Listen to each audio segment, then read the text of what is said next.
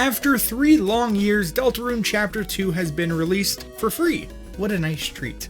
Much like with Chapter 1, I thought I would put together an Easter egg / fun fact video looking at all of the neat stuff that this installment has to offer.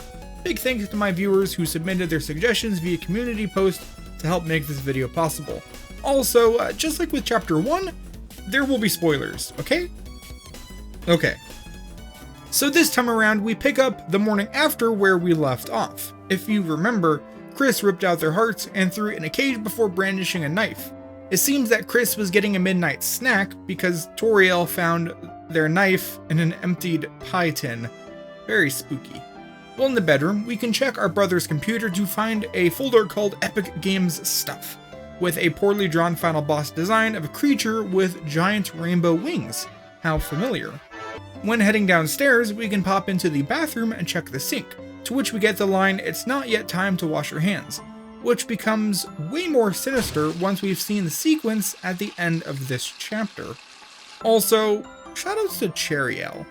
As you head to the library from the school, you'll find a huge traffic jam that Undyne is either trying to solve or make worse. It's hard to tell. Still, if you listen for a bit, the honking will occasionally give way to part of the melody from Undyne's theme.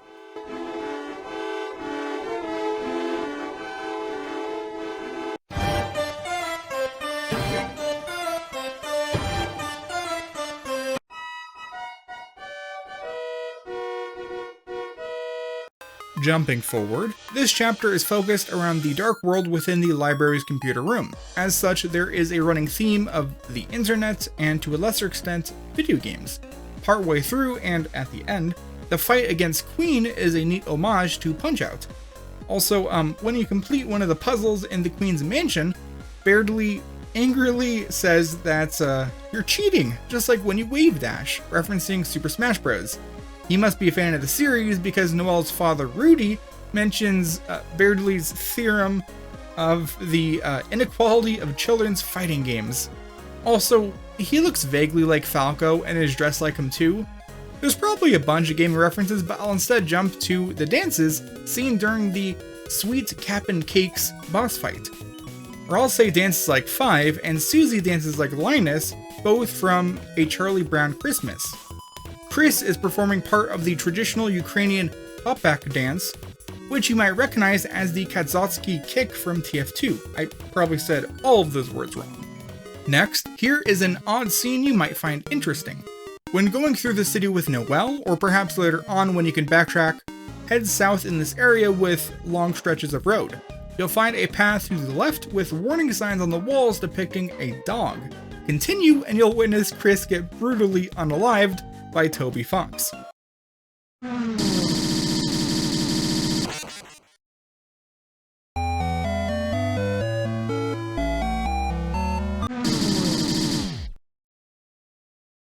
We then wake up beside a dumpster, presumably where Toby Fox dumped our body.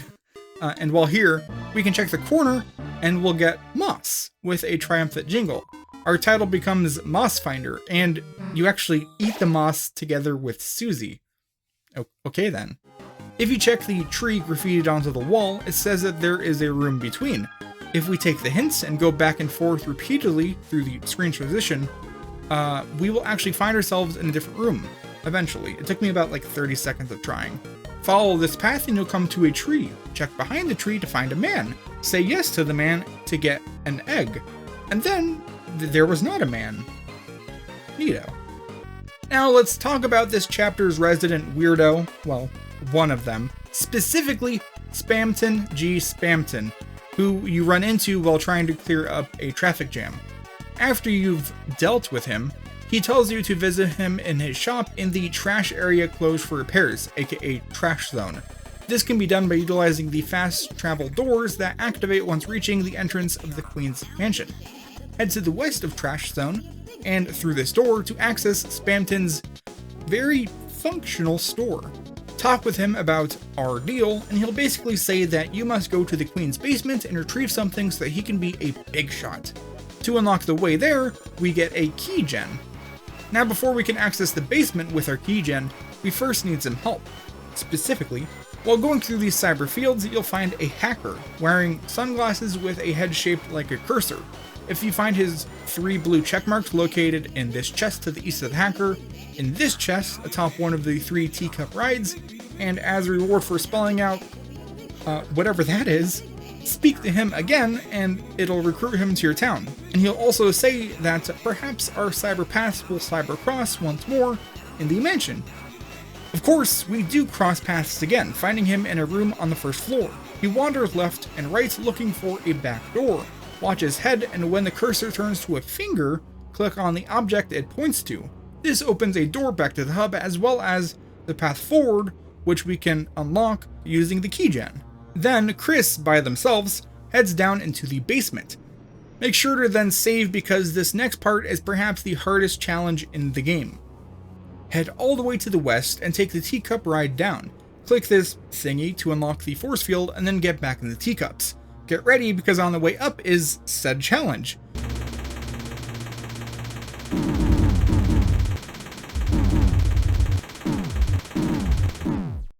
Make sure you save again so you don't have to do that again, and then continue onwards. In the corner of this room we'll find an old machine that looks suspiciously similar to Mettaton Neo. Take the empty disc all the way back to Spamton. Elated, he will transfer himself into said disc, which he asks that we return to where we found it. Nothing seems to happen at first, but when we go to leave, a new and improved Spamton drops down, but he's not yet free.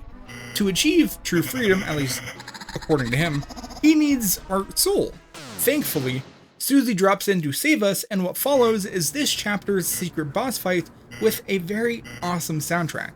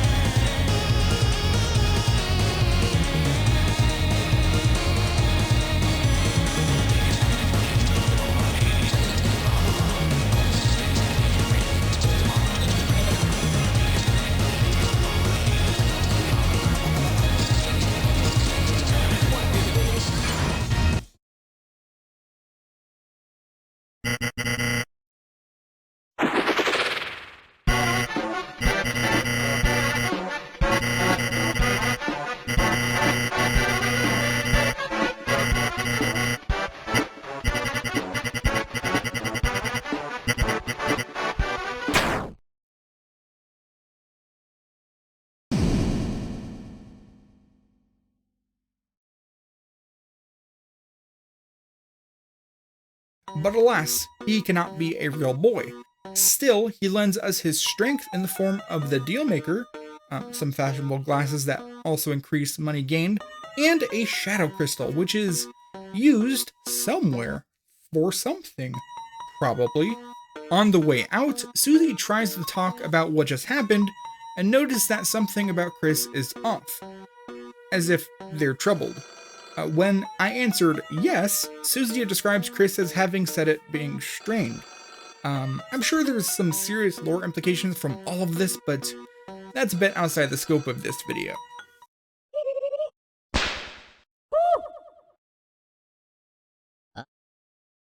Now let's discuss this chapter's alternative route. I've heard it be called the Weird Route, the Pippus Route, but I think it's most accurately described as the Snowgrave Route. It can be initiated as soon as you form a truce with Noelle in the city and she joins your party.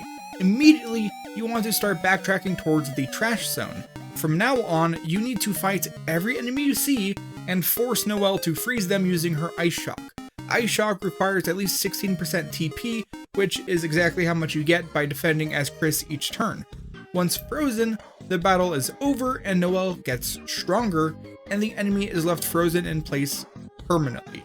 By the time you reach the west edge of Trash Zone, you'll find that Chris and Noelle's titles have changed in the menu.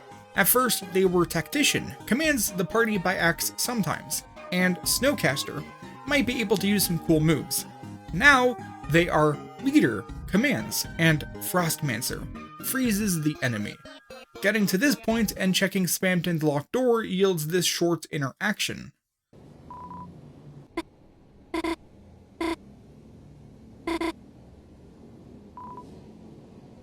Now, as we head back through the city, we'll find all of the cars gone and replaced by more enemies that we need to have Noelle freeze as well.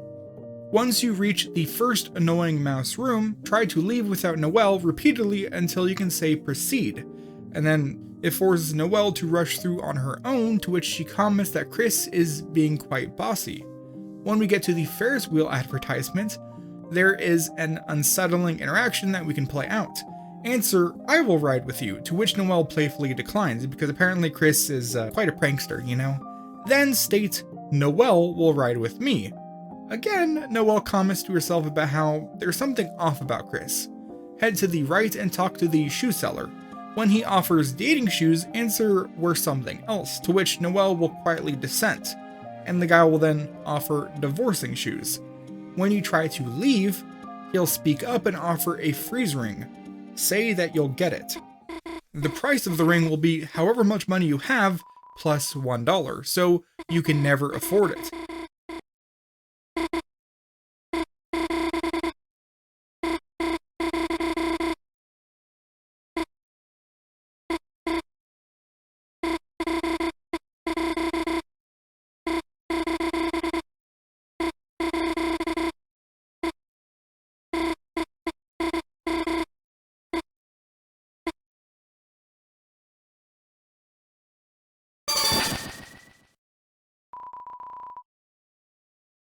Noelle wants to deny what happened, but it's safe to assume that Noelle was forced to freeze the man to get the freeze ring, to which she says it's fine if it means it's all so that she can get stronger. If you check the freeze ring, it reveals that it looks like a little snow globe, and it's almost as if you can see someone in there, which might explain why there is no man-shaped ice cube left behind. Heading down, we get to our first lightning gate. Noelle will step on it as normal, but we can see her move in place as we move to our own button.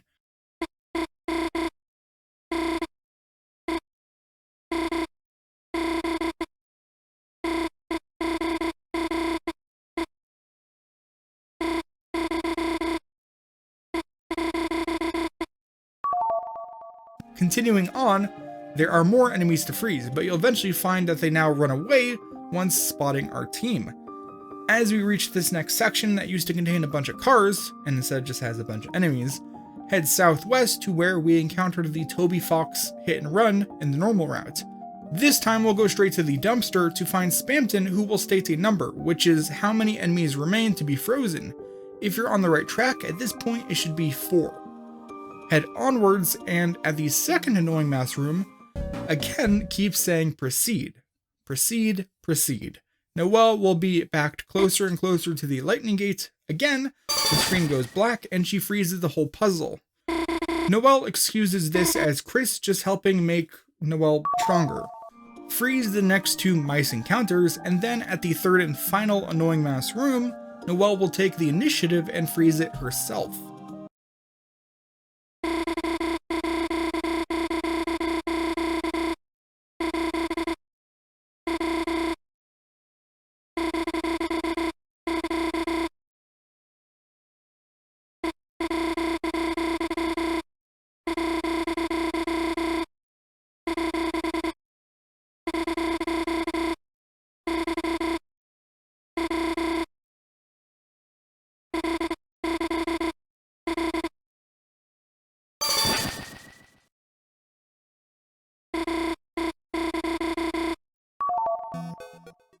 Finally, freeze both of the pop-up encounters in this room and then head back immediately. If you were to continue onwards, you'd get stuck in the Burnley fight without the ability to continue the Snowgrave route. Now that you're back, Spamton from within a dumpster will offer a Ring of Thorns for 1,997 Chromer, which should be easily affordable with all the loot we've gotten from our frozen enemies. Equip the Thorn Ring to Noelle, which greatly increases her magic strength as well as reduces the TP cost of ice spells by 100%. Now Noelle's title is Ice Trancer, receives pain to become stronger.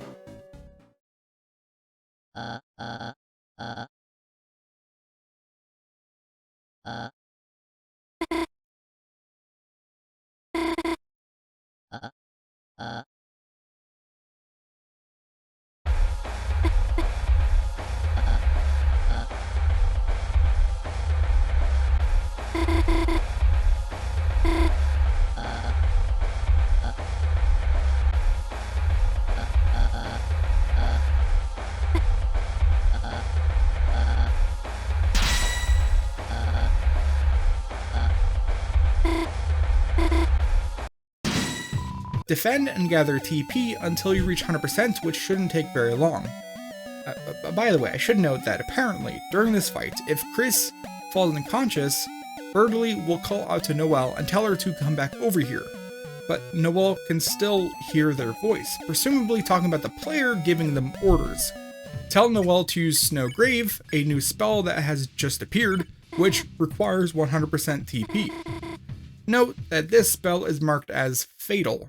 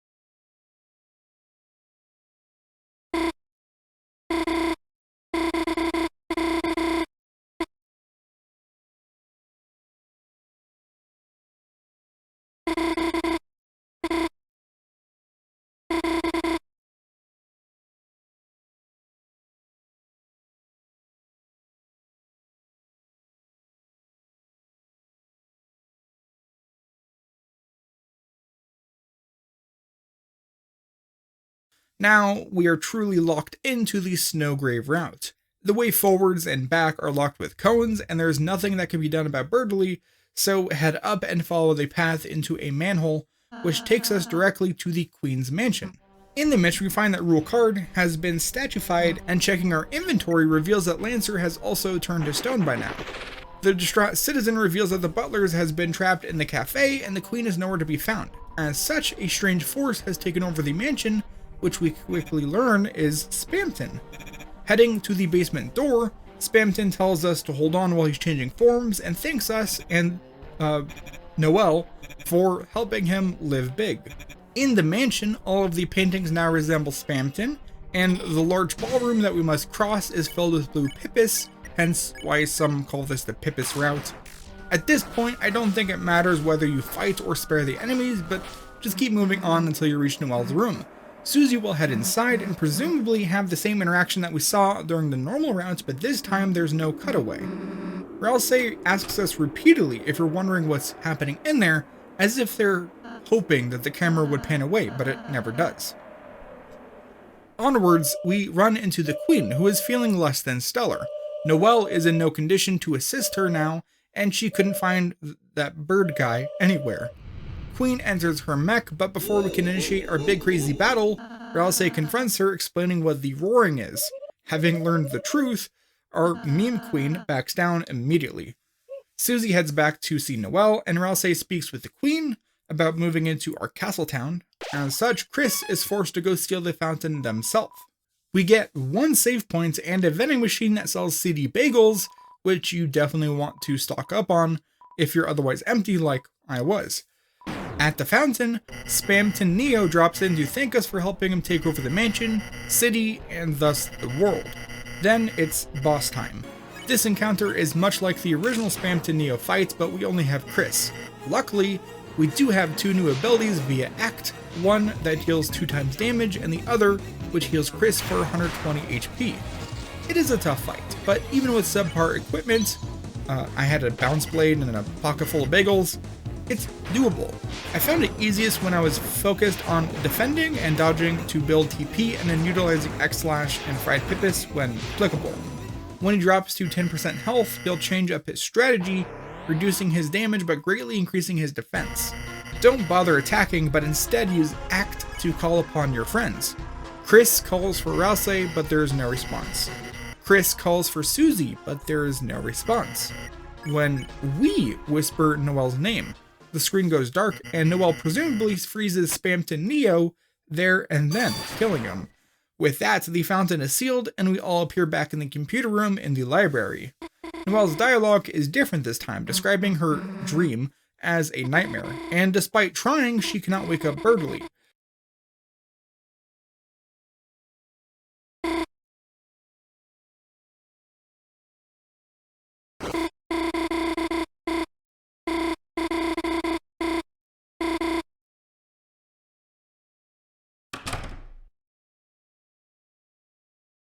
It says that he doesn't seem to be awake, which makes sense if he's actually asleep or dead.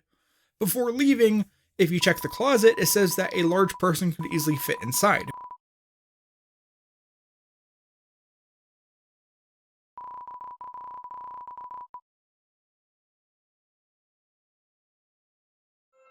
The rest of the town plays out as normal, and the end sequence is exactly the same as the normal route.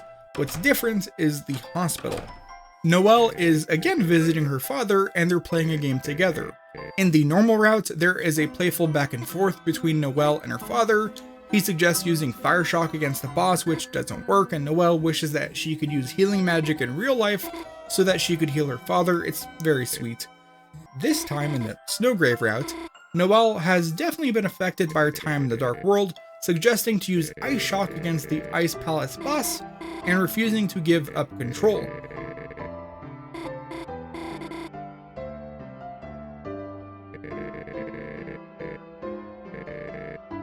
After noticing Susie and Chris, Noelle again rushes off. When we go to leave, Noelle's father, Rudy, stops Susie and asks her to hold on. Chris follows after Noelle, and we hear her talking to herself.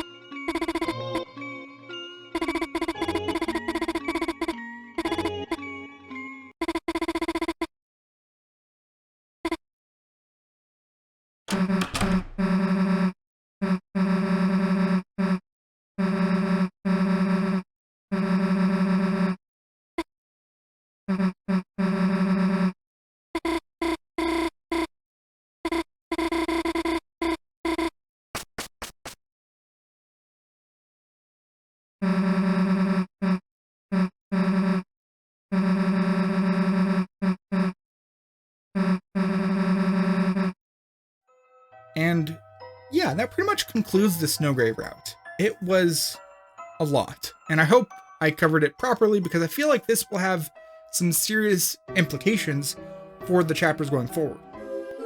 But anyways, let's talk about some of the fun stuff around town that can be found near the end of the chapter. First off, fun fact, While in the real world, there is a ball of junk, which actually represents your entire Dark World inventory. If you drop the ball of junk, despite the warning, you lose your entire Dark World inventory, so like, don't do that. Also, we can visit the spooky door south of town and find Monster Kid and Snowy discussing whatever is beyond the doors. Monster Kid mentions Chris, and Snowy calls them a weenie, and Susie butts in to stick up for her friend. It's wholesome, but it's very possible that the phrase, "worry about what's out here first," might be foreshadowing for the future. Only time will tell. Southwest of town in the graveyard, we can find Father Alvin besides his father, Kirsten Boom's grave. If you ask about your brother Azrael, he mentions that he would often confess to various sins despite the sins and confession not being a thing in their religion. The sin in question is that he dropped the lizard in the pit to jump high in a video game, aka sacrificing Yoshi in something like Super Mario World. It's so cute. Also, if you stop by the store run by Sans and go over to the freezer near the cat, it'll trigger a scene where Toriel stops in, shares some puns with Sans before Asgore shows up with this pun. Swing and a miss. Speaking of Asgore, if you go to the police station and check the news clippings besides Napstablook, it reveals that Asgore used to be on the Force, which is quite interesting. I think that is new information.